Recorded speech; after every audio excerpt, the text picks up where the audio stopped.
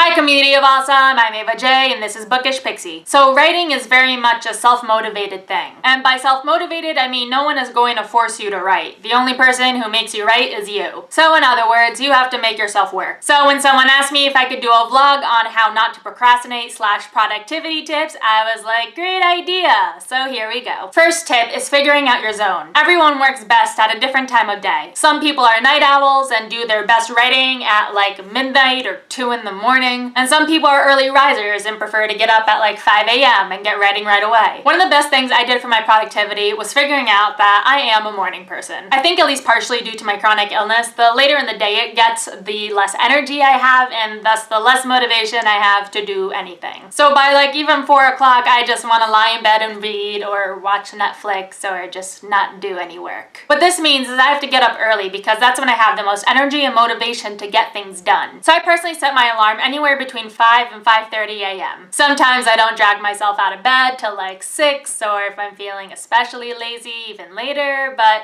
that's when I set my alarm and that's when I am awake more times than not. This thing gives me plenty of time to do my morning workout and my morning writing and whatever other work I have to do so that hopefully I can be done between 3 and 5 p.m., which is a long way from 7 and 6 a.m., but there's also food breaks in there, and that's basically my schedule. So figure out your zone so that you can figure out when you work best so that you can make sure that you are working at your best time. 2, lists. I am totally a list person. I use a to-do app every single day so that I don't forget any of the things that I need to get done. It's also really gratifying to be able to check off when you finish something, so that's another bonus. The app I use is To-Do, like the number 2 in do, but that is a paid app and there are a bunch of free ones like Wunderlist, and you used to be able to do it with Evernote, but now they're limiting the amount of devices you can use for free. So anyway, there are a ton of free to-do list apps and I definitely recommend them. 3, daily or weekly word count goals. I want to put a caveat on this because you do not need to write every single day to be a writer, and I don't even write every single day. But when I'm drafting, I do like to write every single day except for Sundays, which are my break day, and I'll talk about breaks in a minute.